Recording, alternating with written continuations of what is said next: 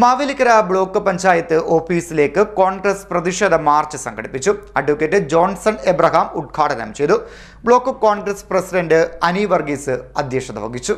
Life പദ്ധതി അട്ടിമറിച്ച സർക്കാർ യഥേഷ്ടം മദ്യഷാപ്പുകൾ അനുവദിക്കുന്നെന്ന് കോൺഗ്രസ് ആരോപിച്ചു. ലൈഫ് ഭവന പദ്ധതി അട്ടിമറിച്ച പിണറായി സർക്കാർ കേരളത്തിൽ യഥേഷ്ടം മദ്യഷാപ്പുകൾ അനുവദിക്കുന്നതായി കോൺഗ്രസ് രാഷ്ട്രീയകാര്യ സമിതി അംഗം അഡ്വക്കേറ്റ് ജോൺസൺ എബ്രഹാം പറഞ്ഞു. ബ്ലോക്ക് പഞ്ചായത്തുകളുടെ കെടുകാര്യസ്ഥതയുടെ ഭാഗമായി ലൈഫ് പദ്ധതി അട്ടിമറിച്ചതിനെതിരെ KPCCയുടെ ആഹ്വാനപ്രകാരം മാവേലിക്കര ബ്ലോക്ക് കോൺഗ്രസ് കമ്മിറ്റിയുടെ നേതൃത്വത്തിൽ മാവേലിക്കര ബ്ലോക്ക് പഞ്ചായത്ത് ഓഫീസിലേക്ക് നടന്ന മാർച്ചും ധർണയും ഉദ്ഘാടനം ചെയ്ത് സംസാരിക്കുകയായിരുന്നു അദ്ദേഹം. ഈ ഭവന നിർമ്മാണ പദ്ധതി അട്ടിമറിക്കപ്പെട്ടതിന് എന്തെങ്കിലും ന്യായം പറയുവാനുണ്ടോ? ഈ ബ്ലോക്ക് പഞ്ചായത്ത് ഓഫീസിന് മുന്നിൽ ഈ ധർണ നടത്തുമ്പോൾ ഈ ബ്ലോക്ക് പഞ്ചായത്ത് ഭരണത്തിനെതിരെയുള്ള ഒരു കുറ്റപത്രം കൂടിയാണ് ഇവിടെ സമർപ്പിക്കപ്പെടുന്നത്. ജനക്ഷേമകരങ്ങളായി യാതൊരു പദ്ധതികളും ആവിഷ്കരിക്കാതെ തികഞ്ഞ നിസ്സംഗതയും നിഷ്ക്രിയത്വവും പുലർത്തിക്കൊണ്ട് അഴിമതിയിൽ മുങ്ങിക്കുളിച്ചുകൊണ്ട് നിൽക്കുന്ന ഒരു ബ്ലോക്ക് പഞ്ചായത്ത് ഭരണമാണ് ഇവിടെയുള്ളത്. പൊണാട്ടുകരയുടെ ഒരു സാംസ്കാരിക കേന്ദ്രമായ മാവേലിക്കര, ആ മാവേലിക്കരയിലെ ഈ ബ്ലോക്ക് പഞ്ചായത്ത് ഓഫീസ് അഴിമതിയുടെ കേന്ദ്രമായി മാറിയിരിക്കുന്നു എന്നാണ് ബ്ലോക്ക് പഞ്ചായത്ത് മെമ്പർമാരും രാഷ്ട്രീയ നിരീക്ഷകന്മാരും പൊതുജനങ്ങളുമെല്ലാം പറയുന്നത്.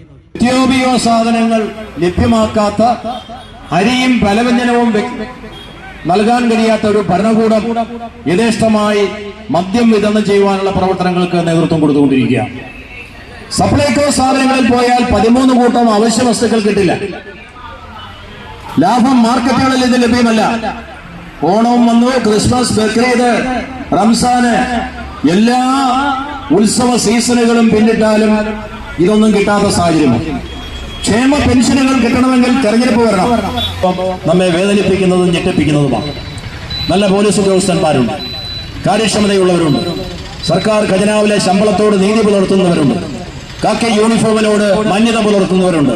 പക്ഷെ ഇതെല്ലാം കാറ്റിൽ പറത്തിക്കൊണ്ട് ചില പോലീസുകാർ സാമൂഹ്യ വിരുദ്ധന്മാരും ക്രിമിനലുകളെ പോലെ അഴിഞ്ഞാടുകയാണ്.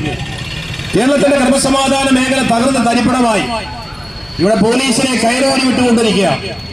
ബഹുമാനപ്പെട്ട കേരള ഹൈക്കോടതി മുമ്പാകെ DGP സ്ഥിരമായി കൈകൂപ്പി മുട്ടിൽ നിന്ന് മാപ്പ് ചോദിക്കേണ്ട സാഹചര്യമാണ് നിലവിലുള്ളത്. മിസ്റ്റർ വിജയൻ, കേരളത്തിലെ മുഖ്യമന്ത്രി, എവിടെ പ്രസംഗിച്ചാലും സാമ്പത്തിക നയത്തെ പറ്റി പറയും. ഇടത് സർക്കാരിന്റെ സാമ്പത്തിക നയം എന്താണ്? അത് നരേന്ദ്രമോദിയുടെ സാമ്പത്തിക നയമാണ്. നരേന്ദ്രമോദിയും പിണറായിയും അദാനിയും ഭായിമാർ ആയി ഭരിക്കുക. അദാനിക്ക് വേണ്ടി കേരളത്തിലെ ഗവൺമെന്റ് ഭരണം നടത്തുന്നു. വിമാനത്താവളവും തുറമുഖങ്ങളും അദാനിക്ക് വേണ്ടി കൊടുക്കുന്നു. മണിയാറിലെ ജലവൈദ്യുത പദ്ധതി, പമ്പയാറ്റിലെ വെള്ളം 12 മാസവും സുലഭമായി ജലം കിട്ടുന്ന പദ്ധതി. ആ പദ്ധതിയുടെ കാലാവധി 24 ഡിസംബർ മാസം 31 തീയതി പര്യവസാനിച്ചു. സപ്ലൈകോയിൽ ചെന്നാൽ സാധനങ്ങളില്ല, ലാഭം മാർക്കറ്റിലും സാധനങ്ങൾ ലഭിക്കാനില്ല, വിലക്കയറ്റം അതിരൂക്ഷമാണ്, ക്രമസമാധാനം ആകെ തകരാറിലായി, പോലീസുകാർ വരെ ഗുണ്ട ആക്രമണത്തിൽ കൊല്ലപ്പെടുന്ന നാടായി കേരളം മാറി. DGP കോടതിയിൽ പോയി അപമാനിതനായി തലകുനിച്ചു നിൽക്കേണ്ട അവസ്ഥയായി. ബ്ലോക്ക് കോൺഗ്രസ് പ്രസിഡന്റ് അനി വർഗീസ് അധ്യക്ഷത വഹിച്ചു.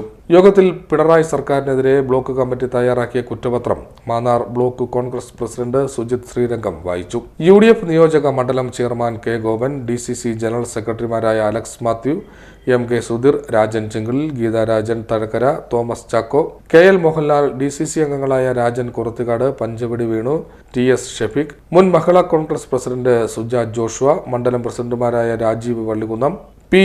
പ്രകാശ്, രാമചന്ദ്രക്കുറുപ്പ്, ബ്ലോക്ക് പഞ്ചായത്ത് അംഗം R. ശ്രീനാഥ്, T. കൃഷ്ണകുമാരി, സജീവ് പ്രായിക്കര, മനസ് രാജൻ, ബിജു വർഗീസ് എന്നിവർ സംസാരിച്ചു.